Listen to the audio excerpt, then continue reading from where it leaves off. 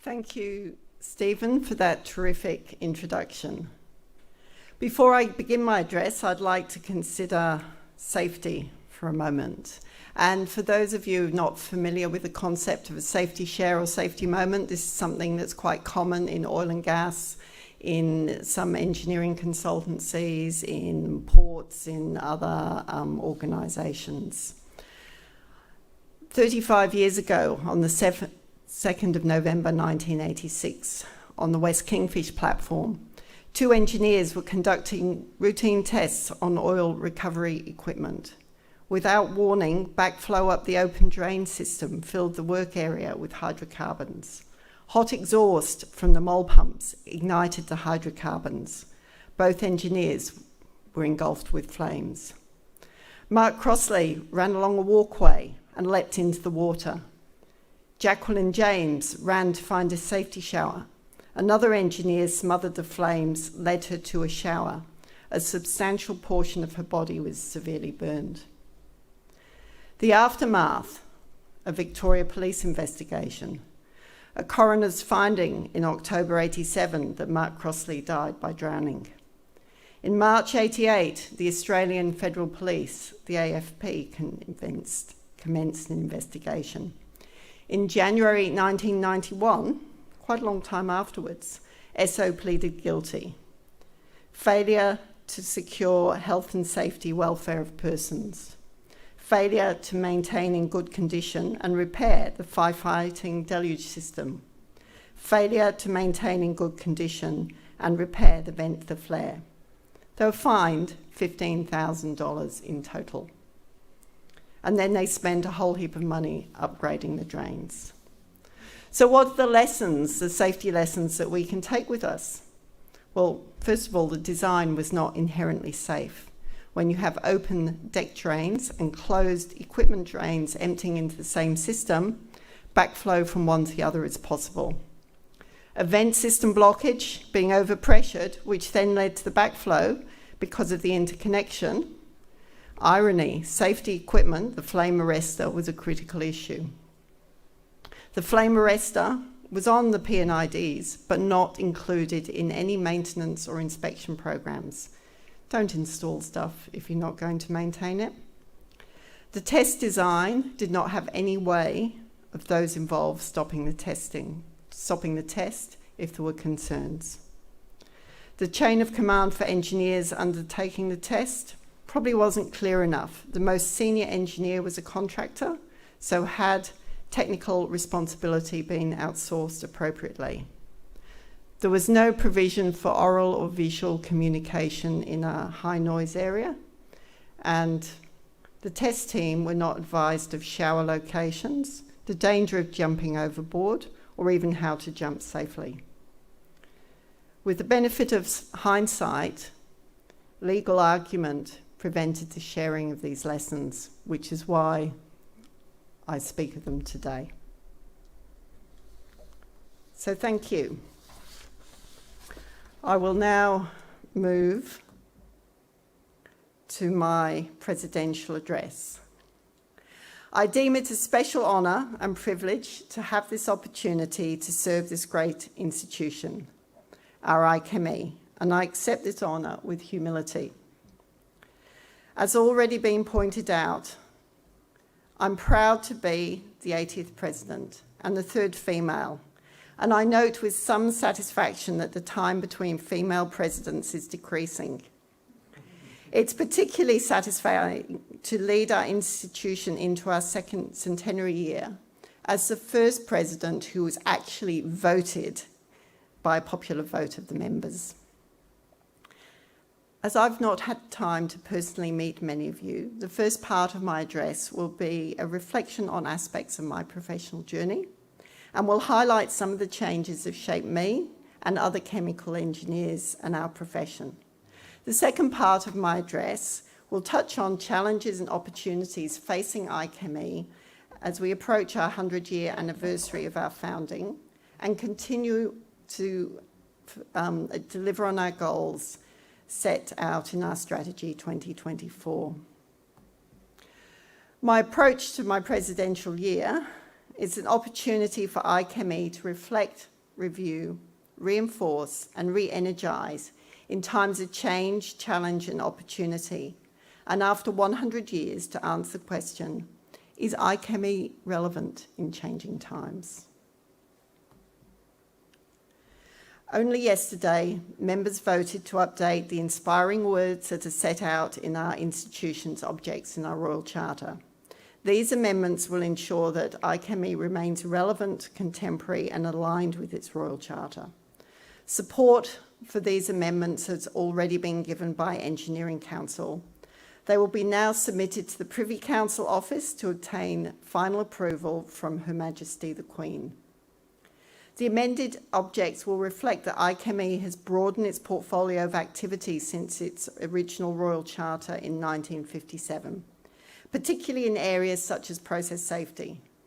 The amendments will also ensure that the objects clearly reflect the role of chemical engineers in addressing global challenges, especially sustainability, and promote responsible and sustainable action that is both collective and enduring.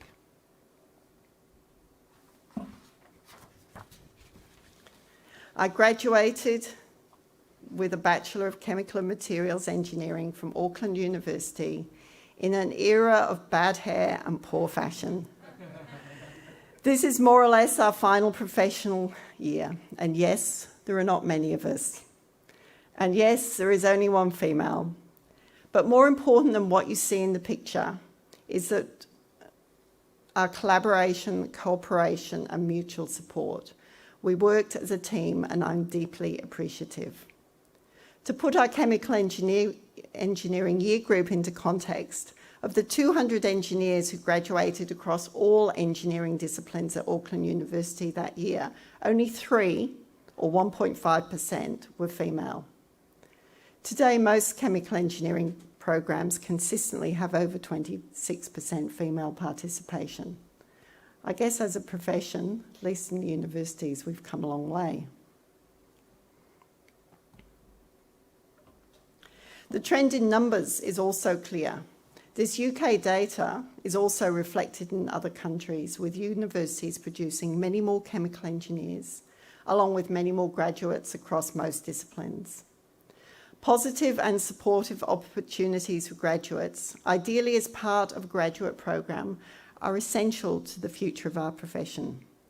I'm not confident that the trends in graduate opportunities have followed the growth in graduates that lag these numbers by 4 or 5 years. My understanding is that many companies have cut back on their graduate intakes this year, but this may be a somewhat limited view from here in Western Australia, and it may be different elsewhere. I am concerned that it will be harder than usual for many graduates to gain an employment that uses and values their chemical engineering degree, that has taken some significant personal commitment of time, talent and treasure, because university education is no longer essentially free. Availability of graduate jobs varies each year, so part of the answer may reveal itself in smaller organisations realising the value of the skills embedded in a chemical engineer and take on graduates. But there is a difference between a job for a graduate, where the goal is to get the work done, and a position in a graduate program that seeks to develop professional skills, judgment, decision-making alongside getting a job done. Smaller organisations are less likely to have the resources to offer the experience and training of a graduate program, and there may be opportunities for IChemE to bridge this gap. As a graduate, I moved to Australia and joined an oil and gas company who offered a great graduate program and, as I discovered later, were a leader in recruitment of female engineers. Occasionally, they fell short of their aspiration to provide a supportive work environment for all engineers, but their intentions were good. They responded to feedback and were heading in a positive direction. This picture shows some of the norms of the time that are no longer acceptable. Personal protective equipment. Today, hearing protection, eye protection, gloves are mandatory. Coveralls and jackets are high-vis, these weren't, despite the black and white, with reflective panels. Today, there is almost no manual handling. Technology has taken over the hard physical work, but the physics and geology of drilling have not changed. Analog gauges have been replaced by a myriad of screens, lights, digital information. More data, but the physics of the system are the same. Lifelong learning is a personal credo. Here in IChemE, we call it many things, including initial professional development and continuous professional development. It's embedded in the DNA of our special interest groups and member groups. Professional development is an ongoing journey. Becoming qualified or getting chartered marks a level of achievement, not the end destination. My journey has taken me from my chemical engineering qualifications and experience to a Master of Environmental Studies from Tasmania, a Master of Business Administration from Heriot-Watt University, and AICD's Company Directors course, along with numerous professional leadership and management short courses along the way. Paralleling my learning journey have been career moves from the oil and gas sector to a self-employed consultant, back to oil and gas and resources and mining more generally, out to superannuation, otherwise known as pension funds, and back to oil and gas before becoming CEO of the National Offshore Petroleum Safety and Environmental Management Authority, known as NOPSEMA for short. And I'm now an independent director. Early in my career, I was active in IChemE and other professional bodies, but unfortunately, due to time, job changes, relocations and circumstances, my enthusiasm and memberships both lapsed. Since rejoining IChemE, I've wondered whether my enthusiasm and contribution would have continued longer if I was earlier in my career today. Member opportunities today are not constrained by geography, thanks to technology and some of the changes accelerated by COVID. IChemE has taken rapid steps towards its goal of being an institution servicing its membership 365 days a year, either directly or through its partners, as long as you can get internet connection at a decent speed. Technology enables today's member to participate in a number of member groups or special interest groups to find one or more where they feel that they belong. Members who live away from the major IChemE population centres can enjoy the opportunities offered by IChemE and contribute as a volunteer more easily than ever. Our member communications folk will continue to publicise events, activities organised by member groups, branches, special interest groups, which are open to all members. Early in my career, I didn't really appreciate the significance of a chartered qualification. It provides recognition that you've satisfied your assessors at independent review, that you're able to perform your duties in a professional, skilled and diligent manner. In many countries, the engineering profession is self-regulated, i.e. not underpinned by statute, and the lack of statute in particular relating to protection of engineering title means that any person who carries out an activity somewhat associated with engineering occupations may call themselves an engineer, regardless of their education or verifiable level of skill. Those who join a professional body and submit themselves for professional competence assessment by their peers and subject themselves to a code of ethical conduct are setting themselves apart. The commitment includes ensuring that they only practice in areas where they're competent, and they will ensure that they maintain their competence on an ongoing basis, the CPD.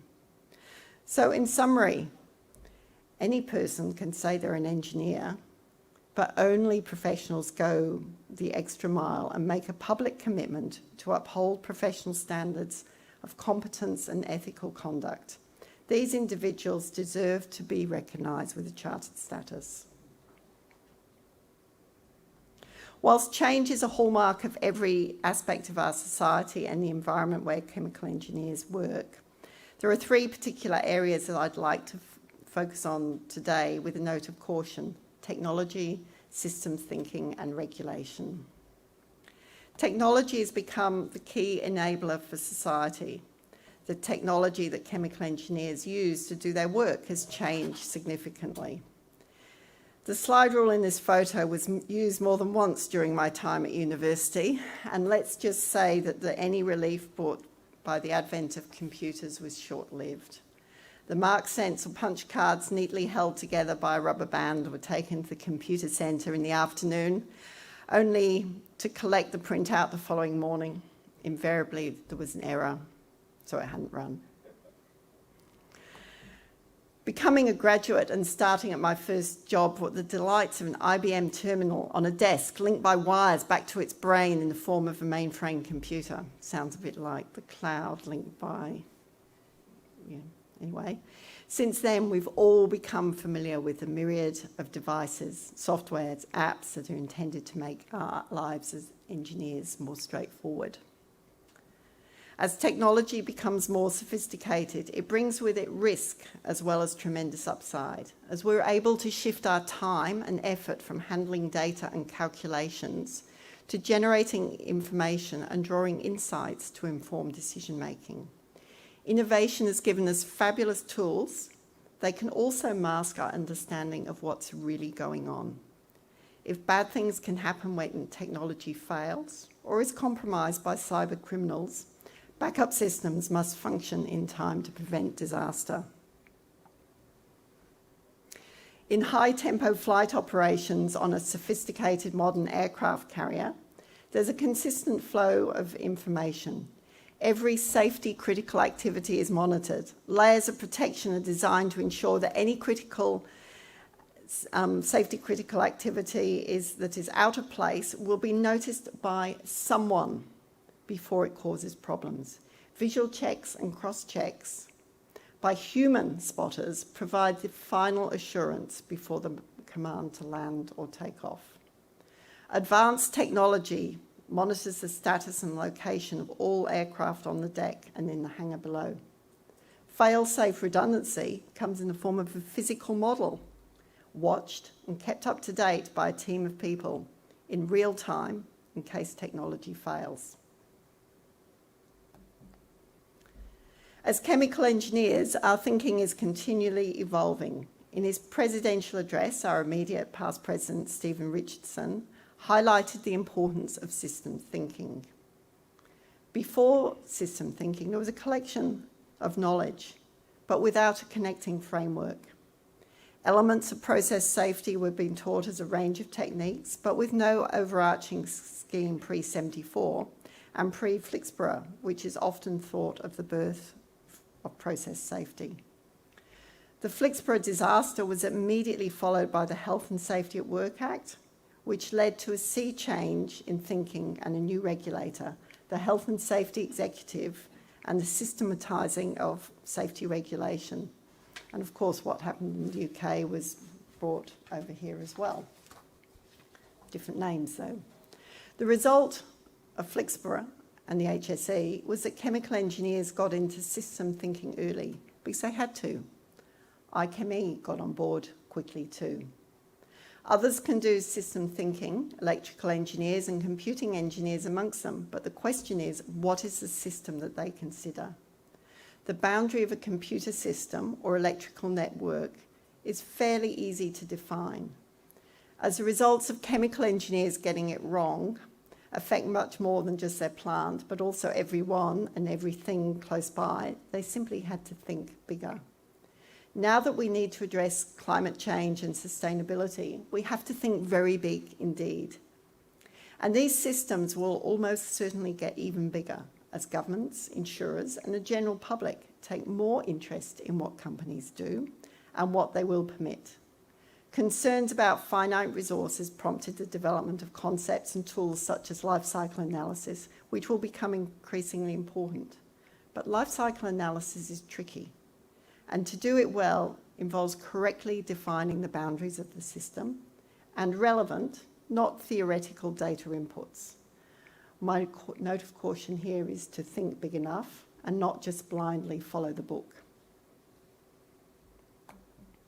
Expanding community and government expectations beyond the boundaries of the immediate activity is shifting expectations that companies and organisations consider their contribution to 17 UN Sustainable Development Goals, in addition to their contribution to climate change emissions directly linked to climate change. To remain relevant, chemical engineers need to expand their thinking beyond the immediate business case for emissions reduction or opportunities to improve resource and energy efficiency and those involving water conservation. Whilst it can be difficult to make a commercial business case for activities that contribute to the remainder of the UN Sustainable Development Goals, chemical engineers need the skills to consider and contribute to decisions. Governments will step in and make the case through legislation where companies are not acting quick enough. So IChemE has a vital role to play in developing the skills and knowledge of members to help bridge any gaps. Thanks to a very generous donation from Ian Schott, a past president of the institution, a project has commenced to build our sustainability skills and knowledge. Regulators and regulations are also evolving. Unfortunately, change to regulators and regulations are usually written in blood. There's an unwritten change process, initiated by a major accident, followed by an inquiry, which usually reaffirms there are no new accidents, only repeats of prior accidents unravelling in a slightly different way.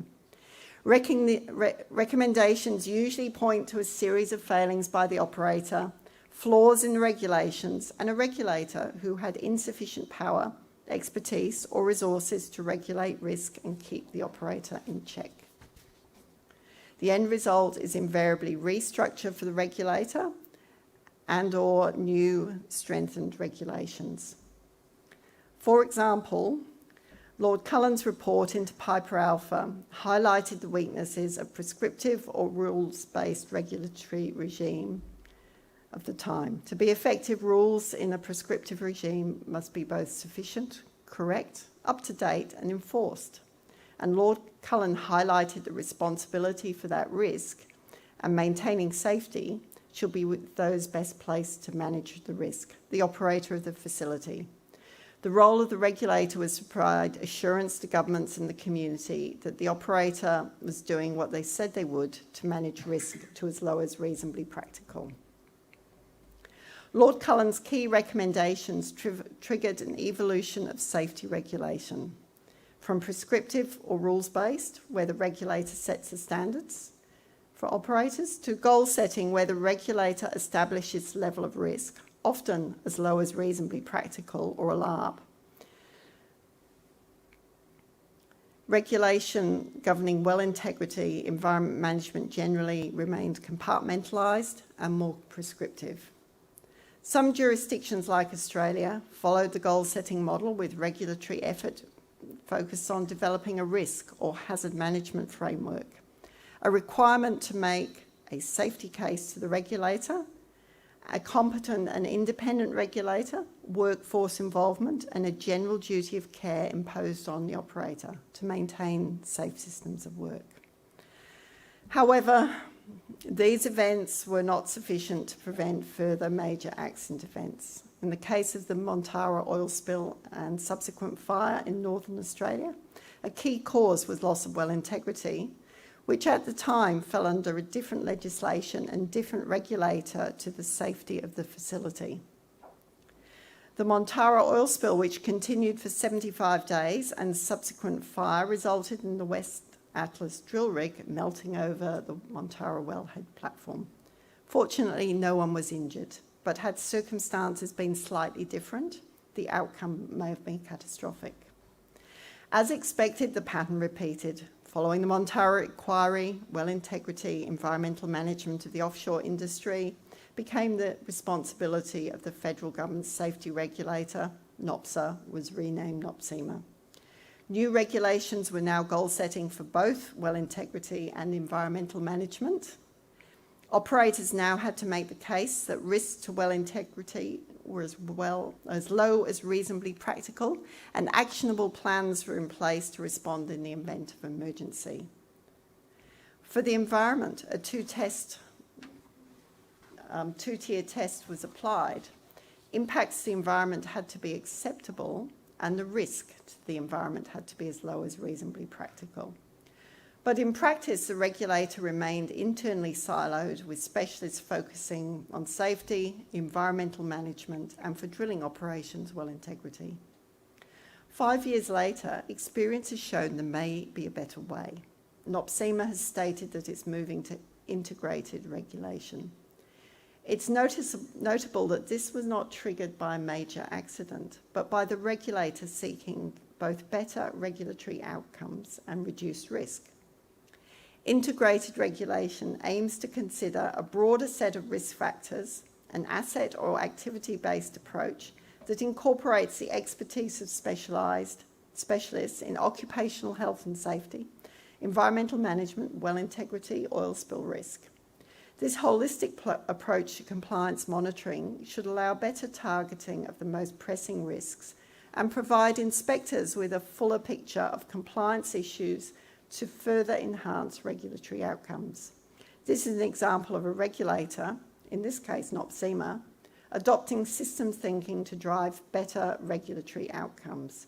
If successful, I'm sure this model will be followed by others.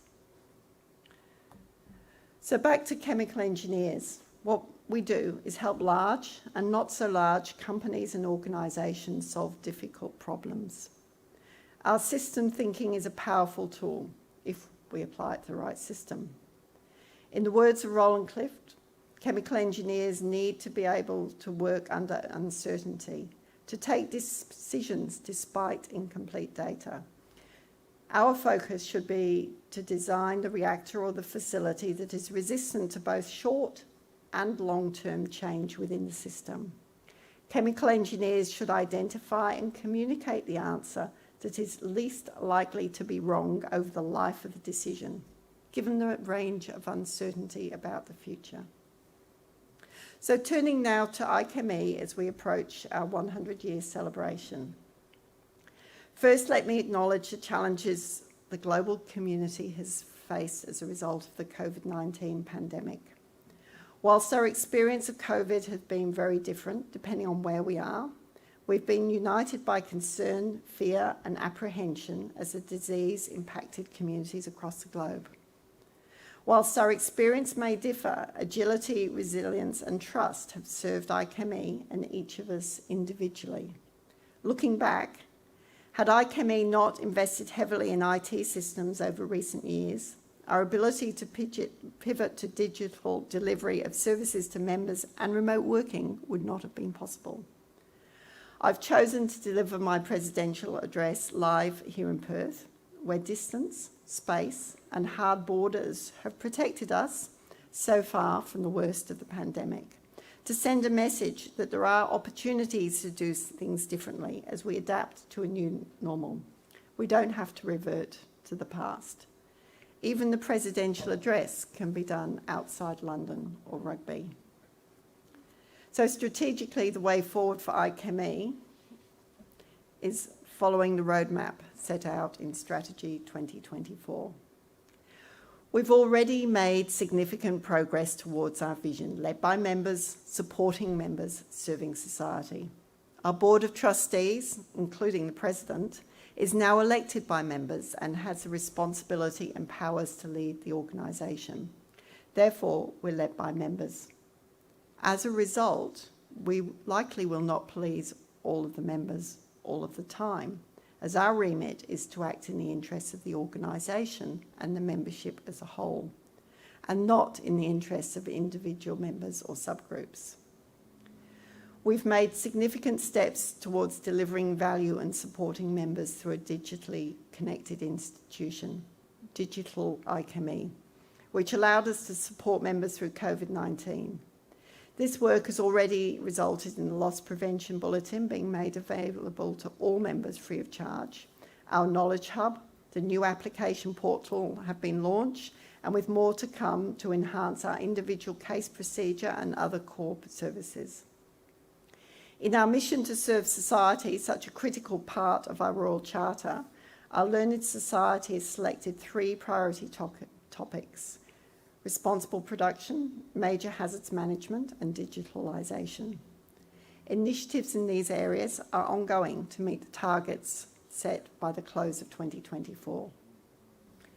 Following the launch of IChemE's position on climate change in 2020, a key deliverable includes climate change action plans specific for industry sectors and technologies, which are being developed by the institution's special interest groups and coordinated by the Learned Society Committee. Looking at how we achieve our aims and objectives, I want to refer to IChemE's Strategy 2024, which is our roadmap. As you are aware, the strategy launched in 2019 has 4 main aims which align our activity. We'll realise our vision when we achieve these aims. We are respected for our professionalism and technical competence.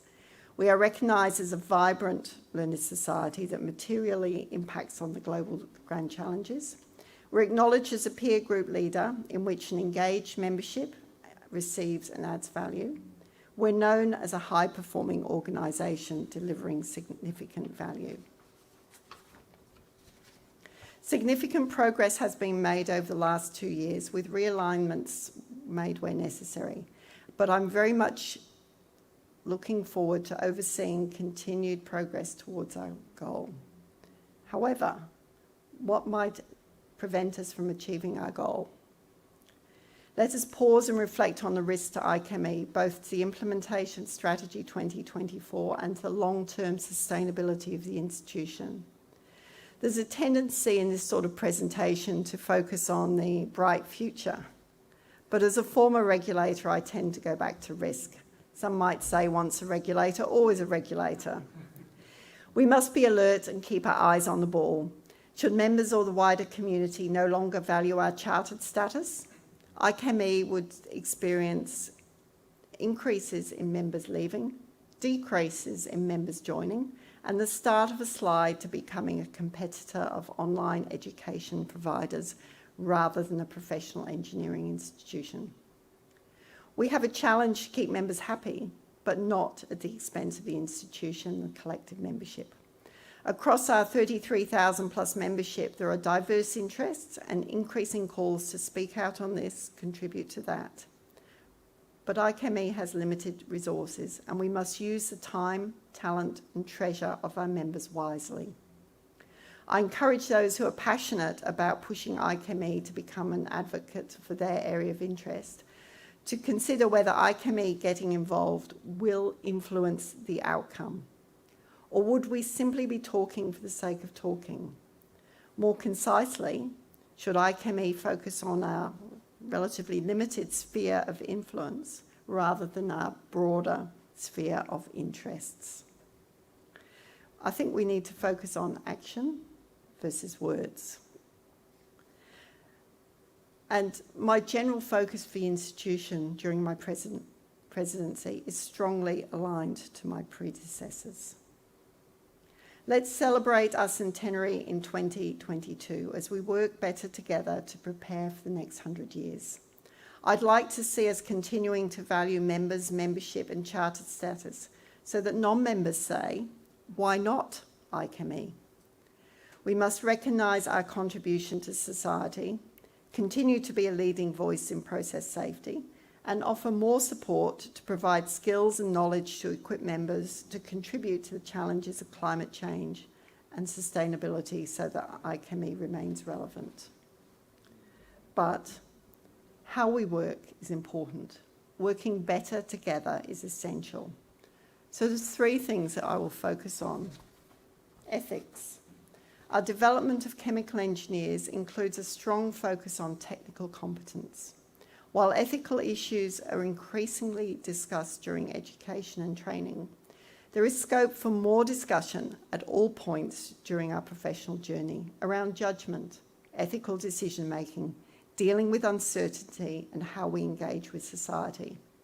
Embedding ethical culture in the chemical engineering profession would embrace other important professional behaviours, such as operating sustainably, inclusively, with regard for diverse views.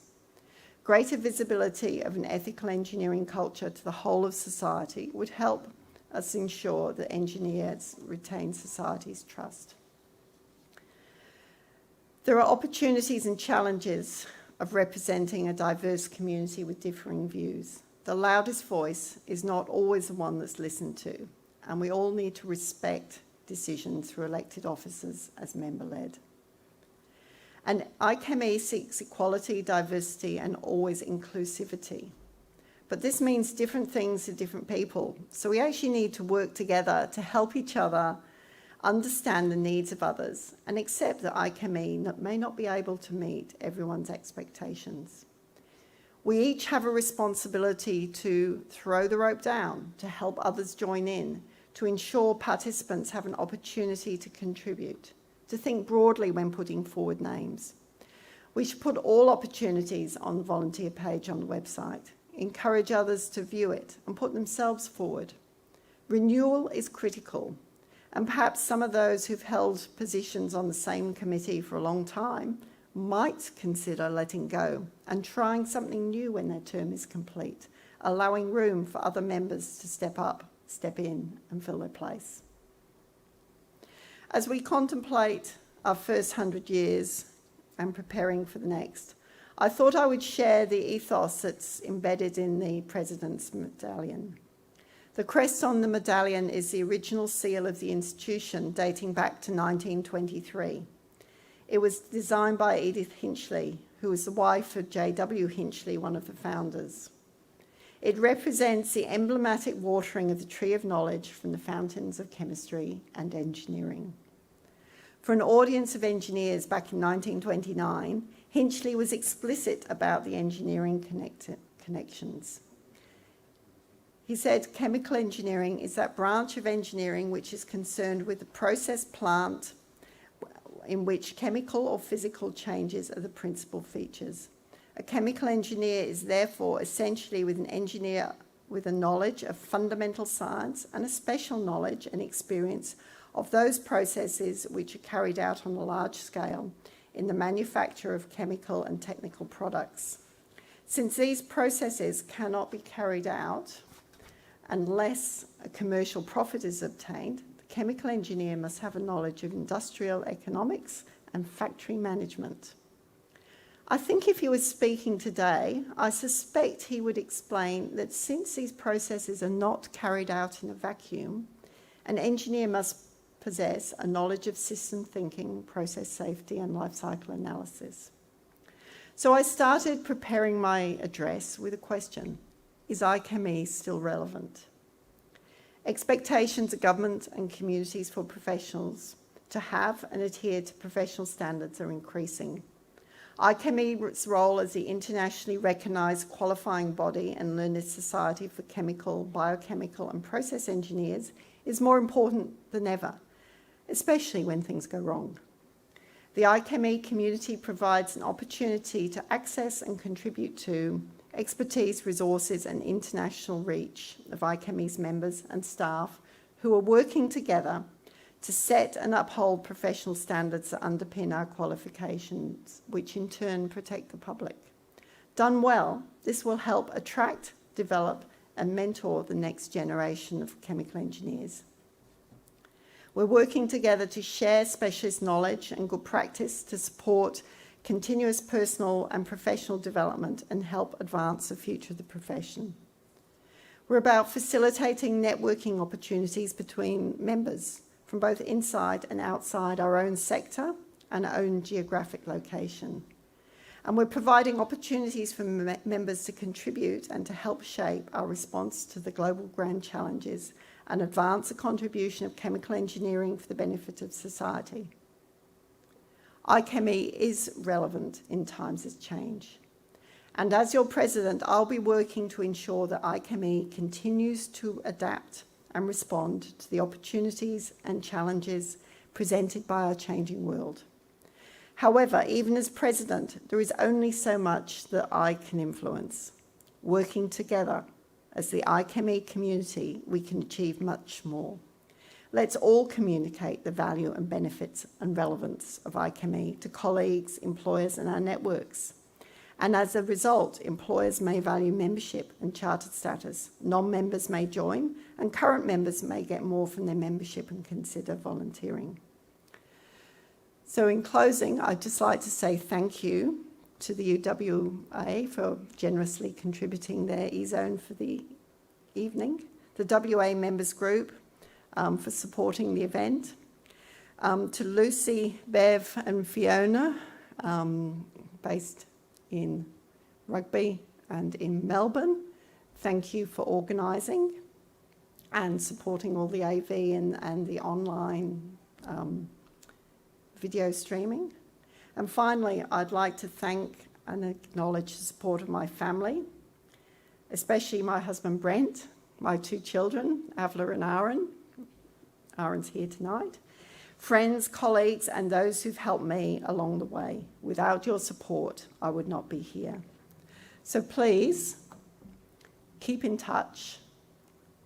Don't expect an instant response, but I will get around to responding as soon as I've either got the answer if it's complicated, because I'll have to go and get help, or when I've had time to think and provide an appropriate response. So thank you for listening.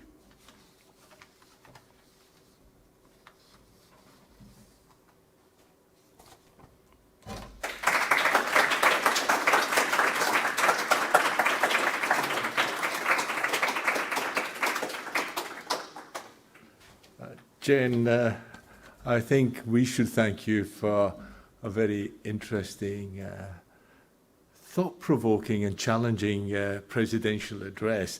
I won't try and summarise all these excellent points, and I hope it's made available to us all online. But if I may just pick out a few things that you touched on. It was very interesting to learn about your involvement with IChemE as a young graduate, and the way you continued but lapsed, but then came back and have contributed. I actually recognise a bit of that myself. It was very instructive the way you picked out that the fact that qualifications are extremely important, but it's something which is to be built on, and lifelong learning is absolutely critical. So qualifications, yes, experience, continued learning through career, and building that knowledge that you talked about. I also noted that you talked about the importance for engineers to value professional regulation, and I think that is extremely important. When you think of other professional bodies, medical bodies, etc., you don't get someone who's loosely associated with the medical fraternity calling themselves doctors. Yeah, so I think that we really need the underpinning of professional chemical engineering chartership to assist us in society. You talked about your change agenda. You highlighted technology, and you also highlighted the risks of technology, which is important. But if ever we need a lesson in the application of technology, it's been in the last year. And I only hope, and I know your passion for technology, that you will continue to apply technology for continuous improvement in the institution. We don't just go back to normal, we actually progress and build on that. Systems thinking, there's sometimes some fuzzy interpretation of what systems thinking is all about. Your examples from the major incidents in the offshore business and Flixborough are very apposite. But if anybody does need some thoughts about system thinking, what we've been through with COVID in the last year, where we really need to join up medical science, modelling, mathematical modelling, epidemiology, economics and politics, then that is, I think, a great example of where we haven't done it very well, I think. Interesting point about you as a regulator. yeah, I think maybe some of the most worrying phrases were, I'm from government or I'm from the regulator and I'm here to help you. It used to throw people into a mild panic and a lot of resistance. And the point you make that regulators and the role of the regulator is more about helping to change the process, develop policy, is equally as important as the investigation of the incident.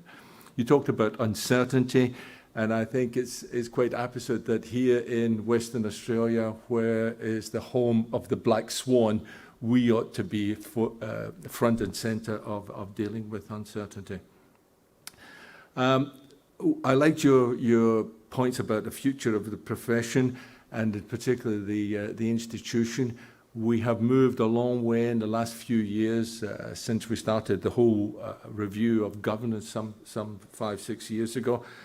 We are now an institution led by members. We have elections. And I just make an appeal to everyone in the room and worldwide to continue the efforts to engage with, in particular, young people to get them committed to the professional. You then took us through your risk analysis and assessed the strategy for 24. You highlighted your 4 main aims, and we wish you well on that. And of course, finally, we're coming up to a 100-year anniversary, and I think it's great that the institution has survived. It's moved from a kind of archaic Edwardian society of the great and the good into what I hope is today a much more vibrant and professional organisation. Yes, why not ChemEng?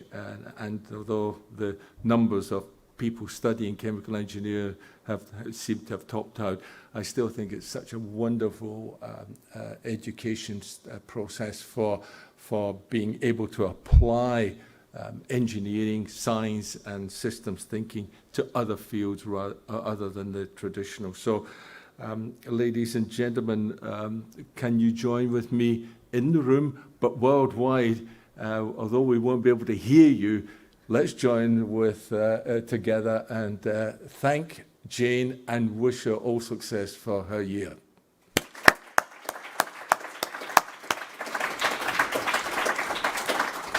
Thank you. Thank you, Andrew. And with that, I declare the close of today's proceedings and invite those of you who've been able to be with us today in person to join me for some refreshments. So thank you, everyone.